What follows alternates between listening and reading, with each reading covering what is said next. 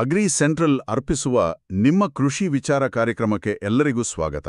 ನಾನು ಚರಣ್. ನಮಸ್ಕಾರ, ನಾನು ವೈಶಾಲಿ. ಇವತ್ತು ನಾವು ಕೆಂಪು ಒಣಮೆಣಸಿನಕಾಯಿ ಮಾರುಕಟ್ಟೆ ಇದೆಯಲ್ಲ, ಅದರ ಬಗ್ಗೆ ಸ್ವಲ್ಪ ಆಳವಾಗಿ ನೋಡೋಣ. ಸದ್ಯಕ್ಕೇನು ನಡೀತಿದೆ ಅಲ್ಲಿ? ಹೌದು, ನಮ್ಮತ್ರ ಈಗ ಮಾರುಕಟ್ಟೆ ರಿಪೋರ್ಟ್ಸು, ಆಮೇಲೆ ಉತ್ಪಾದನಾ ಅಂದಾಜುಗಳು, ರಫ್ತು ಡೇಟಾ, ಹೀಗೆ ಸಾಕಷ್ಟು ಮಾಹಿತಿ ಇದೆ. ಓಕೆ.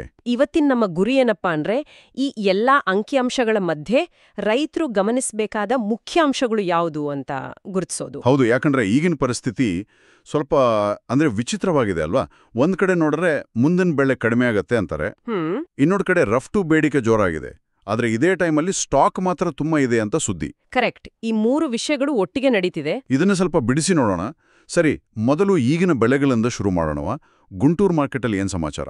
ಖಂಡಿತ. ಈಗ ಗುಂಟೂರು ತಗೊಂಡ್ರೆ ಅಲ್ಲಿ ಒಂದು ಮಿಶ್ರ ಟ್ರೆಂಡ್ ಕಾಣ್ತಿದೆ. ಉದಾಹರಣೆಗೆ ತೇಜ S17 ತಳಿ ಇದೆಯಲ್ಲ, ಅದರ ಬೆಲೆ ಸ್ವಲ್ಪ ಜಾಸ್ತಿಯಾಗಿದೆ. ಓಹೋ, ಹೌದಾ? ಎಷ್ಟು? ಕೆಲವೊಮ್ಮೆ ಕ್ವಿಂಟಾಲ್ಗೆ ಅಂದ್ರೆ ಒಂದು 15,000 ರೂಪಾಯಿ ಗಡಿ ದಾಟಿದೆ ಅಂತನೂ ಕೇಳ್ಬರ್ತಿದೆ. 15,000? ಓಕೆ. ಆದ್ರೆ ನೀವು ಹೇಳ್ದಾಗೆ ಮಿಶ್ರ ಟ್ರೆಂಡ್ ಅಂದ್ರಲ್ಲ, ಬೇರೆ ತಳಿಗಳ ಕಥೆ ಏನು? ಹೌದು, ಅದೇ ಸಮಯದಲ್ಲಿ ವಂಡರ್ ಹಾಟ್ ಅಂತ ಇನ್ನೊಂದು ತಳಿ, ಅದರ ಬೆಲೆ ಸ್ವಲ್ಪ ಇಳಿದಿದೆ. ಒಂದು 500 ರೂಪಾಯಿಯಷ್ಟು ಕಡಿಮೆಯಾಗಿದೆ. ಓಹೋ. ಮತ್ತು ಬೇರೆ ಮಾರ್ಕೆಟ್ಗಳಲ್ಲಿ? ಖಮ್ಮಮಲ್ಲಿ ಹೇಗಿದೆ? ಖಮ್ಮಮಲ್ಲಿ ಸ್ವಲ್ಪ ಕಡಿಮೆನೇ ಇದೆ. ಅಲ್ಲಿ ಸುಮಾರು 8,600 ರೂಪಾಯಿ ರೇಂಜಲ್ಲಿ ವಹಿವಾಟು ನಡೀತಿದೆ. ಹಾಗಾಗಿ ಎಲ್ಲಾ ಕಡೆ ಒಂದೇ ತರ ಇಲ್ಲ. ಸರಿ, ಅಂದ್ರೆ ಒಂದೇ ಮಾರ್ಕೆಟಲ್ಲೇ ಬೇರೆ ಬೇರೆ ತಳಿಗೆ ಬೇರೆ ಬೇರೆ ಟ್ರೆಂಡ್ ಇದೆ, ಬೇರೆ ಮಾರ್ಕೆಟಲ್ಲೂ ವ್ಯತ್ಯಾಸ ಇದೆ. ಆದ್ರೆ ಒಟ್ಟಾರೆಯಾಗಿ ನೋಡಿದ್ರೆ ಮುಂದಕ್ಕೆ ಹೇಗನಿಸ್ತಿದೆ? ಒಟ್ಟಾರೆ ಸೆಂಟಿಮೆಂಟ್ ಅಂದ್ರೆ ಮಾರುಕಟ್ಟೆ ಭಾವನೆ, ಬೆಲೆಗಳು ಬಹುಶಃ ಸ್ಥಿರವಾಗಿರುತ್ತೆ ಅಥವಾ ಸ್ವಲ್ಪ ಸ್ಟ್ರಾಂಗ್ ಆಗೇ ಇರುತ್ತೆ ಅನ್ನೋ ನಿರೀಕ್ಷೆ ಇದೆ. ನಿರ್ದಿಷ್ಟವಾಗಿ ಆ ಚಿಲ್ಲಿ 334 ತಳಿ ಬಗ್ಗೆ ಕೆಲವು ಅಂದಾಜುಗಳು ಹೇಳೋದೇನೆಂದ್ರೆ, ಸದ್ಯಕ್ಕೆ 1 ಕ್ವಿಂಟಾಲ್ಗೆ 12,000ದಿಂದ 14,000 ರೂಪಾಯಿ ಒಳಗರೆನೆ ಇರಬಹುದು ಅಂತ. ಅಂದ್ರೆ ದೊಡ್ಡ ಮಟ್ಟದ ಜಂಪ್ ಸದ್ಯಕ್ಕೆ ಕಾಣ್ತಾ ಇಲ್ಲ. ಸರಿ, ಇದಕ್ಕೆ ಕಾರಣಗಳೇನು? ಪೂರೈಕೆ ಕಡೆ ಏನಾಗ್ತಿದೆ? ಸಪ್ಲೈ ಸೈಡ್ ಹೇಗಿದೆ?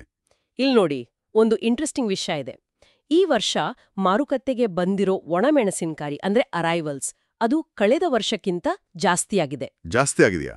ಎಷ್ಟು? ಹೌದು, ಸುಮಾರು ಒಂದು 14.6%, ಅಂದ್ರೆ ಹೆಚ್ಚು ಕಡಿಮೆ 15% ಅಷ್ಟು ಹೆಚ್ಚಳ. ಕ್ವಾಂಟಿಟಿ ಹೇಳೋದಾದ್ರೆ ಸುಮಾರು 9.86 ಲಕ್ಷ ಟನ್ ಅಷ್ಟು ಬಂದಿದೆ. ಹತ್ತತ್ರ 10 ಲಕ್ಷ ಟನ್. ಒಂದ್ ನಿಮಿಷ, ಅರೈವಲ್ಸ್ ಜಾಸ್ತಿ ಆದ್ರೆ ಸಾಮಾನ್ಯವಾಗಿ ಬೆಲೆ ಸ್ವಲ್ಪ ಕಡಿಮೆ ಆಡ್ಬೇಕಲ್ವಾ? ಆದ್ರೆ ನೀವು ಬೆಲೆ ಸ್ಥಿರವಾಗಿರ್ಬೋದು ಅಂತಿದ್ದೀರಿ. ಅಲ್ಲೇ ಇದೆ ನೋಡಿ ವಿಷಯ. ಇದು ಈಗ ಬಂದಿರೋ ಸ್ಟಾಕ್. ಆದ್ರೆ ಮುಂದಿನ ವರ್ಷ ಅಂದ್ರೆ 2024-25 ಫಸಲಿದೆಯಲ್ಲ, ಅದರ ಉತ್ಪಾದನೆ ಬಗ್ಗೆ ಏನು ಅಂದಾಜು ಮಾಡ್ತಿದ್ದಾರೆ ಅಂದ್ರೆ ಅದು ಕಡಿಮೆ ಆಗತ್ತೆ ಅಂತ. ಓಹೋ, ಎಷ್ಟು ಕಡಿಮೆ ಆಗ್ಬೋದು? ಸುಮಾರು 7.5% ಅಷ್ಟು ಇಳಿಕೆ ಆಗಬಹುದು ಅಂತ ನಿರೀಕ್ಷೆ. ಅಂದ್ರೆ ಉತ್ಪಾದನೆ ಸುಮಾರು 27 ಲಕ್ಷ ಟನ್ಗೆ ಬರಬಹುದು. ಓಹ್, ಹಾಗಾದ್ರೆ ಭವಿಷ್ಯದ ಪೂರೈಕೆ ಕಡಿಮೆ ಆಗುತ್ತೆ ಅನ್ನೋ ಸೂಚನೆ ಇದೆ. ಬಹುಶಃ ಇದೇ ಕಾರಣನ ಬೆಲೆಗಳು ಈಗ್ಲೇ ಬೀಳದೆ ಇರೋದಕ್ಕೆ? ಈ ಉತ್ಪಾದನೆ ಕಡಿಮೆ ಆಗೋಕೆ ಕಾರಣ ಏನು? ರೈತರು ಬಿತ್ತನೆ ಕಡಿಮೆ ಮಾಡಿದ್ರಾ? ಹೌದು, ಮುಖ್ಯವಾಗಿ ಅದೇ. ಮೊದಲೆಲ್ಲ ಸರಿಯಾದ ಬೆಲೆ ಸಿಕ್ಕಿಲ್ಲ ಅಂತ ಬಹಳಷ್ಟು ರೈತರು ಸ್ವಲ್ಪ ನಿರಾಸೆಗೊಂಡಿದ್ದಾರೆ. ಅದ್ರ ಜೊತೆಗೆ ಮೆಣಸಿನ್ಕಾಯಿ ಬೆಳೆಗೆ ಲೇಬರ್ ತುಂಬಾ ಬೇಕು. ಕೂಲಿ ಖರ್ಚು ಈಗ ಜಾಸ್ತಿ ಆಗಿದೆ. ಹೌದು, ಅದು ಎಲ್ಲಾ ಕಡೆ ಸಮಸ್ಯೆ ಆಗಿದೆ. ಅದಕ್ಕೆ ರೈತರು ಸ್ವಲ್ಪ ಬೇರೆ ಬೆಳೆಗಳಾದ ಮೆಕ್ಕೆಜೋಳ, ಹತ್ತಿ ಅಥವಾ ಹೆಸರುಕಾಳು ಇವುಗಳ ಕಡೆಗೆ ಹೆಚ್ಚು ಗಮನ ಕೊಡ್ತಿದ್ದಾರೆ. ಈ ಬೆಳೆ ಬದಲಾವಣೆ ಟ್ರೆಂಡ್ ಅದು ಬೀಜ ಮಾರಾಟದಲ್ಲಿ ಕಾಣಿಸ್ತಿದ್ಯಾ? ಖಂಡಿತವಾಗಿಯೂ. ಬೀಜಗಳ ಸೇಲ್ಸ್ ನೋಡ್ದೆ ಗೊತ್ತಾಗುತ್ತೆ, ಒಟ್ಟಾರೆಯಾಗಿ ಒಂದು 35% ಕಡಿಮೆ ಆಗಿದೆ ಅಂತ ಅಂದಾಜು. 35%? ದೊಡ್ಡ ಸಂಖ್ಯೆ ಅದು. ಹೌದು, ಕರ್ನಾಟಕದಲ್ಲಿ ನೋಡಿದ್ರೆ ಈ ಬ್ಯಾಡಗಿ, ಡಬ್ಬಿ ತಳಿಗಳ ಬೀಜ ಸೇಲ್ಸ್ ಸುಮಾರು 40% ಕಡಿಮೆ ಆಗಿದೆ. ಆಂಧ್ರ, ತೆಲಂಗಾಣದಲ್ಲಿ ತೇಜ ತಳಿ ಬೀಜಗಳು ಒಂದು 20% ಕಡಿಮೆ. ಇದು ಸ್ಪಷ್ಟವಾದ ಸೂಚನೆ. ಸರಿ, ಇದ್ರ ಜೊತೆಗೆ ಹವಾಮಾನದ ಎಫೆಕ್ಟ್ ಏನಾದ್ರೂ ಇದೆಯಾ? ಇತ್ತೀಚೆಗೆ ಮಳೆ ಜೋರಾಗಿ ಬಂದಿತ್ತಲ್ಲ? ಖಂಡಿತ.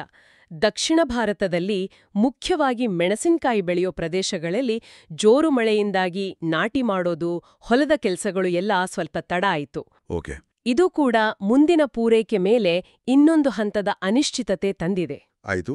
ಅಂದ್ರೆ ಒಟ್ನಲ್ಲಿ ಹೇಳೋದಂದ್ರೆ ಈಗ ಅರೈವಲ್ಸ್ ಜಾಸ್ತಿ ಇದ್ರೂ ಫ್ಯೂಚರ್ ಸಪ್ಲೈ ಕಡಿಮೆ ಆಗೋ ಲಕ್ಷಣಗಳು ಸ್ಪಷ್ಟವಾಗಿ ಕಾಣ್ತಿದೆ. ಸರಿ, ಈಗ ಕಾಯಿನ್ ಇನ್ನೊಂದು ಸೈಡ್ ನೋಡೋಣ. ಬೇಡಿಕೆ ಅಂದ್ರೆ ಡಿಮ್ಯಾಂಡ್, ಅದು ಹೇಗಿದೆ? ಡಿಮ್ಯಾಂಡ್ ಮಾತ್ರ ಆಕ್ಚುಲಿ ಸ್ಟ್ರಾಂಗ್ ಆಗಿದೆ ಅಂತಾನೆ ಹೇಳ್ಬೇಕು.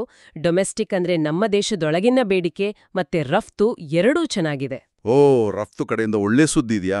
ಯಾವ ದೇಶಗಳಿಂದ ಕೇಳ್ತಿದ್ದಾರೆ? ಹೌದು, ಚೀನಾ, ಬಾಂಗ್ಲಾದೇಶ, ಶ್ರೀಲಂಕಾ ಈ ದೇಶಗಳಿಂದ ಎನ್ಕ್ವೈರಿಗಳು ಜಾಸ್ತಿಯಾಗ್ತಿವೆ. ಗ್ರೇಟ್. ನಂಬರ್ಸಲ್ಲಿ ಹೇಳೋದಾದ್ರೆ ರಫ್ತು ಹೇಗಿದೆ? ಮೇ ತಿಂಗಳ ರಫ್ತು ನೋಡಿದ್ರೆ ಕಳೆದ ವರ್ಷದ ಮೇಗೆ ಹೋಲ್ಸಿದ್ರೆ ಸುಮಾರು 49%, ಅಂದ್ರೆ ಹೆಚ್ಚು ಕಡಿಮೆ 50% ಜಾಸ್ತಿಯಾಗಿದೆ. 61,000 ಟನ್ಗಿಂತ ಹೆಚ್ಚು ಹೋಗಿದೆ. Wow, almost double. ಹೌದು, ಆದ್ರೆ ಏಪ್ರಿಲ್ಗಿಂತ ಸ್ವಲ್ಪ ಕಡಿಮೆ.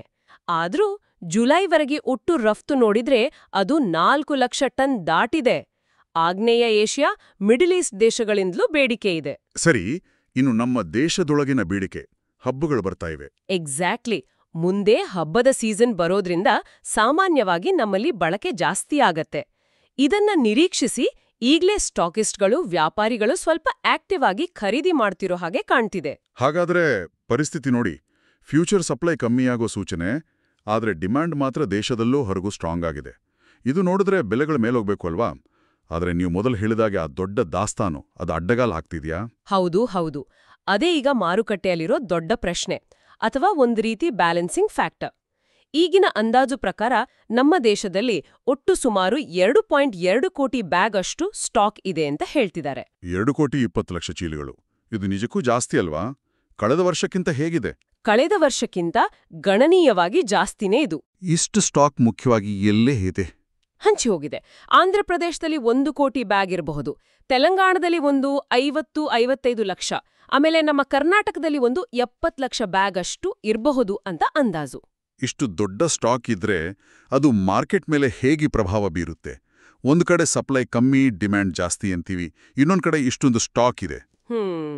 ಇದು ಬೆಲೆಗಳ ಮೇಲೆ ಒಂದು ರೀತಿ ಒತ್ತಡ ಹಾಕುತ್ತೆ, ಪ್ರೆಷರ್ ಪಾಯಿಂಟ್ ಇದ್ದ ಹಾಗೆ. ಹೊಸ ಬೆಳೆ ಬರೋಕೆ ಶುರುವಾದಾಗ ಅಥವಾ ಈಗ ಅರೈವಲ್ಸ್ ಜಾಸ್ತಿ ಆದಾಗ ಈ ಹಳೆ ಸ್ಟಾಕ್ ಇದೆಯಲ್ಲ, ಇದು ಬೆಲೆಗಳು ತುಂಬಾ ಸ್ಪೀಡಾಗಿ ಏರೋದನ್ನ ತಡಿಬಹುದು. ಅಂದ್ರೆ ಒಂದ್ ರೀತಿ ಬ್ರೇಕ್ ಹಾಕಿದಾಗೆ. ಹೌದು, ಕೆಲವೊಮ್ಮೆ ತಾತ್ಕಾಲಿಕವಾಗಿ ಬೆಲೆ ಇಳಿಯೋಕೂ ಕಾರಣ ಆಗ್ಬಹುದು. ಯಾಕಂದ್ರೆ ಮಾರ್ಕೆಟ್ ಈ ಎಕ್ಸ್ಟ್ರಾ ಸ್ಟಾಕ್ನ ಅಬ್ಸಾರ್ಬ್ ಮಾಡ್ಕೋಬೇಕಲ್ವಾ, ಹಾಗಾಗಿ ಸ್ವಲ್ಪ ಅನಿಶ್ಚಿತತೆ ಇದ್ದೇ ಇರುತ್ತೆ. ಇಂತಹ ಪರಿಸ್ಥಿತಿಯಲ್ಲಿ ಒಂದು ವೇಳೆ ಬೆಲೆಗಳು ತುಂಬಾ ಬಿದ್ದು ಹೋದ್ರೆ ರೈತರಿಗೆ ಏನಾದ್ರೂ ರಕ್ಷಣೆ ಇದೆಯಾ? ಸರ್ಕಾರದಿಂದ ಏನಾದ್ರೂ ಸಹಾಯ ಇದೆ. ಸರ್ಕಾರ ಒಂದು ಮಾರುಕಟ್ಟೆ ಮಧ್ಯಸ್ಥಿಕೆ ಯೋಜನೆ ಅಂತ ಇಟ್ಟಿದೆ. ಮಾರ್ಕೆಟ್ ಇಂಟರ್ವೆನ್ಷನ್ ಸ್ಕೀಮ್ ಅಥವಾ MIS ಅಂತ ಕರೀತಾರೆ. MIS, okay. ಅದು ಹೇಗೆ ಕೆಲಸ ಮಾಡುತ್ತೆ? ಇದು ಮಾರುಕಟ್ಟೆ ಬೆಲೆಗಳು ತುಂಬಾ ಕೆಳಗೆ ಹೋದಾಗ ರೈತರನ್ನ ರಕ್ಷಿಸೋಕಿರೋದು. ಇದರಲ್ಲಿ ಸರ್ಕಾರ ಒಂದು ಕನಿಷ್ಠ ಬೆಂಬಲ ಬೆಲೆ MSP ನಿಗದಿ ಮಾಡುತ್ತೆ. ಮೆಣಸಿನಕಾಯಿಗೆ MSP ಇದೆಯಾ? ಎಷ್ಟಿದೆ? ಹೌದು. ಈಗ ಆಂಧ್ರದಲ್ಲಿ ಕ್ವಿಂಟಾಲ್ಗೆ ಸುಮಾರು 11,781 ರೂಪಾಯಿ, ತೆಲಂಗಾಣದಲ್ಲಿ 10,374 ರೂಪಾಯಿ ಇದೆ. ಓಕೆ. ಒಂದು ವೇಳೆ ಮಾರ್ಕೆಟ್ ರೇಟ್ ಈ MSPಗಿಂತ ಕಡಿಮೆ ಆದ್ರೆ ಆಗ ಸರ್ಕಾರಿ ಏಜೆನ್ಸಿಗಳು ಅಂದ್ರೆ ಗೊತ್ತುಪಡಿಸಿದ ಸಂಸ್ಥೆಗಳು ರೈತರಿಂದ ನೇರವಾಗಿ MSP ಕೊಟ್ಟು ಖರೀದಿ ಮಾಡಬಹುದು ಅಂದ್ರೆ ಗ್ಯಾರಂಟಿ ಇಲ್ವಾ? ಗ್ಯಾರಂಟಿ ಅಂತ ಹೇಳೋಕ್ಕಾಗಲ್ಲ. ಅದು ಆಯಾ ಪರಿಸ್ಥಿತಿ, ಸರ್ಕಾರದ ನಿರ್ಧಾರದ ಮೇಲೆ ಹೋಗುತ್ತೆ. ಆದ್ರೆ ಇದೊಂದು ಸೇಫ್ಟಿ ನೆಟ್. ಇದರ ಖರ್ಚನ್ನ ಕೇಂದ್ರ ಮತ್ತು ರಾಜ್ಯ ಸರ್ಕಾರಗಳು ಹಂಚಿಕೊಡ್ತವೆ. ಅರ್ಥ ಆಯ್ತು. ಅಂದ್ರೆ ಬೆಲೆಗಳು ತೀರಾ ಕುಸಿದು ಹೋದ್ರೆ ರೈತರಿಗೆ ಕನಿಷ್ಠ ಈ ಬೆಲೆ ಆದ್ರೂ ಸಿಗಬಹುದು ಅನ್ನೋ ಒಂದು ಭರವಸೆ. ಇದು ಬೆಲೆಗಳಿಗೆ ಒಂದು ಫ್ಲೋರ್ ಲೆವೆಲ್ ಕೊಡುತ್ತೆ. ಖಂಡಿತ, ಒಂದು ರೀತಿಯ ಸುರಕ್ಷತಾ ಜಾಲ ಇದ್ದ ಹಾಗೆ. ಸರಿ, ಈಗ ಈ ಎಲ್ಲಾ ಪಾಯಿಂಟ್ಗಳನ್ನ ಒಟ್ಟಿಗೆ ಸೇರಿಸಿ ನೋಡೋಣ. ಒಂದು ಕಡೆ ಫ್ಯೂಚರ್ ಪ್ರೊಡಕ್ಷನ್ ಕಡಿಮೆ, ಡಿಮ್ಯಾಂಡ್ ಜಾಸ್ತಿ, ಇದು ಬೆಲೆನ ಮೇಲೆ ತಳ್ಳೋ ಹಾಗೆ ಇದೆ. ಹೌದು. ಇನ್ನೊಂದು ಕಡೆ ಈಗಿರೋ ದೊಡ್ಡ ಸ್ಟಾಕ್, ಅದು ಬೆಲೆನ ಕೆಳಗೆ ಇಳಿಯೋಣಾಗೆ ಇದೆ. ಜೊತೆಗೆ MSP ಅನ್ನೋ ಸಪೋರ್ಟ್ ಇದೆ. ಹಾಗಾದ್ರೆ ಅಂತಿಮವಾಗಿ ಏನಾಗಬಹುದು? ಶಾರ್ಟ್ ಟರ್ಮ್, ಲಾಂಗ್ ಟರ್ಮ್ ಅಲ್ಲಿ ಏನ್ ನಿರೀಕ್ಷಿಸಬಹುದು? ಶಾರ್ಟ್ ಟರ್ಮ್ ಅಲ್ಲಿ ಅಂದ್ರೆ ಸದ್ಯಕ್ಕೆ ಬೆಲೆಗಳು ಬಹುಶಃ ಸ್ಟೇಬಲ್ ಆಗಿರ್ಬೋದು ಅಥವಾ ಸ್ವಲ್ಪ ಏರಿಕೆ ಕಾಣ್ಬೋದು. ಯಾಕಂದ್ರೆ ಖರೀದಿ ಜೋರಾಗಿದೆ. ಮಾರಾಟಗಾರರು ಕೂಡ ಮುಂದೆ ರೇಟ್ ಜಾಸ್ತಿ ಆಗ್ಬೋದು ಅಂತ ಸ್ವಲ್ಪ ಹಿಡಿದಿಟ್ಕೊಳ್ಬೋದು. ಇದು ತಕ್ಷಣಕ್ಕೆ ಸಪ್ಲೈನ ಸ್ವಲ್ಪ ಟೈಟ್ ಮಾಡುತ್ತೆ. ಮತ್ತೆ ಬಿತ್ತನೆ ಕಡಿಮೆ ಆಗಿದೆ ಅನ್ನೋ ಸುದ್ದಿ ಕೂಡ ಪಾಸಿಟಿವ್ ಸೆಂಟಿಮೆಂಟ್ ಕೊಡುತ್ತೆ. ಆದ್ರೆ ಆ ದೊಡ್ಡ ಸ್ಟಾಕ್ ಇದೆಯಲ್ಲ, ಅದು ಯಾವಾಗ ಬೇಕಾದ್ರೂ ಬರ್ಬೋದಲ್ಲ ಮಾರ್ಕೆಟ್ಗೆ? ಅದೇ ಮುಖ್ಯವಾದ ಅನಿಶ್ಚಿತತೆ.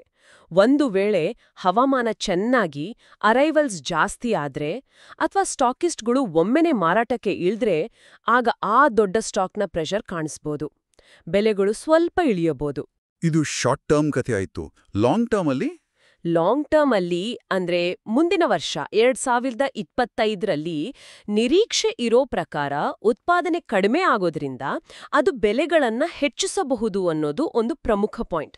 ಆದ್ರೆ ಯಾವಾಗ್ಲೂ ಒಂದು ಆದ್ರೆ ಇದ್ದೇ ಇರುತ್ತೆ. ಹೌದು, ಆದ್ರೆ ರಫ್ತು ಈಗಿರೋ ಹಾಗೆ ಸ್ಟ್ರಾಂಗ್ ಆಗಿ ಮುಂದುವರಿಯುತ್ತಾ ಅದು ನೋಡ್ಬೇಕು. ಮತ್ತೆ ಹವಾಮಾನದಲ್ಲಿ ಏನಾದ್ರೂ ದೊಡ್ಡ ಬದಲಾವಣೆ ಆದ್ರೆ ಅದು ಸಪ್ಲೈ ಲೆಕ್ಕಾಚಾರವನ್ನೇ ಉಲ್ಟಾ ಮಾಡಬಹುದು.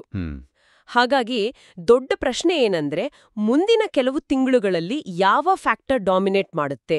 ಕಡಿಮೆ ಸಪ್ಲೈ ಹೆಚ್ಚು ಡಿಮ್ಯಾಂಡ್ ಫ್ಯಾಕ್ಟರ್ ಮೇಲೆ ಹೋಗುತ್ತಾ ಅಥವಾ ಆ ದೊಡ್ಡ ಸ್ಟಾಕ್ನ ಭಾರ ಕೆಳಗೆ ಇಳಿಯುತ್ತಾ? ಇದು ನೋಡಬೇಕಾದ ವಿಷಯ. ಇದು ನಮ್ಮನ್ನ ಕೊನೆಯ ಆದರೆ ಬಹುಶಃ ಅತಿ ಮುಖ್ಯವಾದ ಪ್ರಶ್ನೆಗೆ ತರುತ್ತೆ. ಈ ಎಲ್ಲಾ ಗೊಂದಲಗಳ ಮಧ್ಯೆ ಒಬ್ಬ ರೈತ ಏನ್ ಮಾಡ್ಬೇಕು? ತಮ್ಮ ಹತ್ರ ಇರೋ ಮೆಣಸಿನಕಾಯಿನ ಈಗ ಮಾರಾಟ ಮಾಡಬೇಕಾ ಅಥವಾ ಇಟ್ಕೋಬೇಕಾ? MSP ಬಗ್ಗೆ ಯೋಚನೆ ಮಾಡಬೇಕಾ? ಮತ್ತೆ ನಮ್ಮ ಹಬ್ಬದ ಸೀಸನ್ ಬೇಡಿಕೆ, ಇವು ಮುಂದೆ ಬೆಲೆ ಚೆನ್ನಾಗಿ ಸಿಗಬಹುದು ಅನ್ನೋ ಸೂಚನೆ ಕೊಡ್ತವೆ. ಆದ್ರೆ ಸ್ಟಾಕ್ ಇಟ್ಕೊಳ್ಳೋದು ಅಂದ್ರೆ ಸುಮ್ಮನೆ ಅಲ್ಲಲ್ಲೋ, ಅದಕ್ಕೂ ಖರ್ಚಿದೆ, ರಿಸ್ಕ್ ಇದೆ. ಖಂಡಿತ, ಅದನ್ನೇ ಬ್ಯಾಲೆನ್ಸ್ ಮಾಡಬೇಕು. ಮುಂದೆ ಸಿಗಬಹುದಾದ ಹೆಚ್ಚಿನ ಬೆಲೆಯನ್ನ ಈಗ ಸ್ಟಾಕ್ ಇಡೋಕಾಗೋ ಖರ್ಚು, ಹಣದ ಅವಶ್ಯಕತೆ, ಆಮೇಲೆ ಇಟ್ಟಷ್ಟು ಕ್ವಾಲಿಟಿ ಸ್ವಲ್ಪ ಕಡಿಮೆ ಆಗೋ ರಿಸ್ಕ್, ಇವೆಲ್ಲದ್ರ ಜೊತೆ ತೂಗಿ ನೋಡ್ಬೇಕು. ಒಂದು ವೇಳೆ ಮಾರ್ಕೆಟ್ ರೇಟ್ ತುಂಬಾ ಕಮ್ಮಿ ಇದ್ರೆ, MSPಗಿಂತಲೂ ಕೆಳಗೆ ಹೋದ್ರೆ, ಆಗ ಖಂಡಿತವಾಗಿಯೂ ಸರ್ಕಾರಿ ಖರೀದಿ ಕೇಂದ್ರಗಳನ್ನ ಸಂಪರ್ಕಿಸೋದು, ಅಲ್ಲಿ ಮಾರಾಟ ಮಾಡೋದಕ್ಕೆ ಅವಕಾಶ ಇದೆಯಾ ಅಂತ ನೋಡೋದು ಒಂದು ಒಳ್ಳೆ ಆಯ್ಕೆ ಆಗುತ್ತೆ. ಆದ್ರೆ ಕೊನೆಗೆ ಇದು ರೈತರ ವೈಯಕ್ತಿಕ ನಿರ್ಧಾರಕ್ಕೆ ಬರುತ್ತೆ. ಎಲ್ಲರಿಗೂ ಒಂದೇ ಉತ್ತರ ಇಲ್ಲ.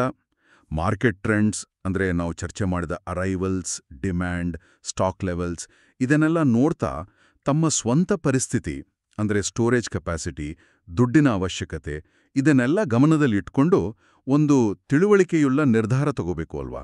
ನಿಖರವಾಗಿ ಇನ್ಫಾರ್ಮ್ ಡಿಸಿಷನ್ ಅಂತಾರಲ್ಲ ಹಾಗೆ, ಮಾಹಿತಿಯ ಜೊತೆ ತಮ್ಮ ಪರಿಸ್ಥಿತಿಯ ಅರಿವು ಸೇರಿಸಿ ನಿರ್ಧಾರ ಮಾಡೋದೇ ಬೆಸ್ಟ್.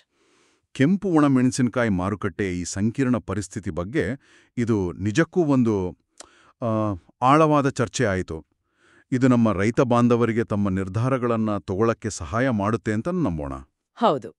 ಅಗ್ರಿ ಸೆಂಟ್ರಲ್ನ ನಿಮ್ಮ ಕೃಷಿ ವಿಚಾರ ಕಾರ್ಯಕ್ರಮದಲ್ಲಿ ಭಾಗವಹಿಸಿದ್ದಕ್ಕಾಗಿ ಎಲ್ಲ ಕೇಳುಗರಿಗೂ ಧನ್ಯವಾದಗಳು. ಎಲ್ಲರಿಗೂ ಧನ್ಯವಾದಗಳು. ರೈತರಿಗೆ ಉಪಯುಕ್ತವಾಗುವ ಕೃಷಿ ಕ್ಷೇತ್ರದ ಬೇರೆ ಬೇರೆ ವಿಷಯಗಳು, ಹೊಸ ಟ್ರೆಂಡ್ಸ್ ಬಗ್ಗೆ ನಾವು ಮುಂದೇನೂ ಮಾಹಿತಿ ತರ್ತಾ ಇರ್ತೀವಿ. ದಯವಿಟ್ಟು ತಪ್ಪದೇ ಕೇಳಿ. ಈ ರೀತಿಯ ಹೆಚ್ಚಿನ ವಿಶ್ಲೇಷಣೆಗಳು, ಮಾಹಿತಿಗಾಗಿ ಅಗ್ರಿ ಸೆಂಟ್ರಲ್ ಚಾನೆಲ್ಗೆ ಸಬ್ಸ್ಕ್ರೈಬ್ ಮಾಡಿ ಅಂತ ಕೇಳ್ಕೊಳ್ತೀವಿ. ಎಲ್ರಿಗೂ ನಮಸ್ಕಾರ. ಮತ್ತು ಬಹುಶಃ ಕೊನೆಯದಾಗಿ ಯೋಚಿಸಲು ಒಂದು ಪ್ರಶ್ನೆ ಬಿಟ್ಟು ಹೋಗೋಣ. ಈ ವರ್ಷದ ಬೆಲೆ ಏರಿಳಿತ, ಈ ದೊಡ್ಡ ದಾಸ್ತಾನು ಇದೆಲ್ಲ ನೋಡಿದ್ಮೇಲೆ ಮುಂದಿನ ಸೀಸನಲ್ಲಿ ರೈತರು ಮತ್ತೆ ಮೆಣಸಿನಕಾಯಿ ಬಿತ್ತನೆ ಜಾಸ್ತಿ ಮಾಡ್ತಾರಾ ಅಥವಾ ಈ ಬೇರೆ ಬೆಳೆಗಳ ಕಡೆ ವಾಲೋ ಟ್ರೆಂಡ್ ಇನ್ನೂ ಮುಂದುವರಿಯುತ್ತಾ? ಇದು ಮುಂದಿನ ದಿನಗಳಲ್ಲಿ ಗಮನಿಸಬೇಕಾದ ಒಂದು ಮುಖ್ಯ ವಿಷಯ. ನಮಸ್ಕಾರ.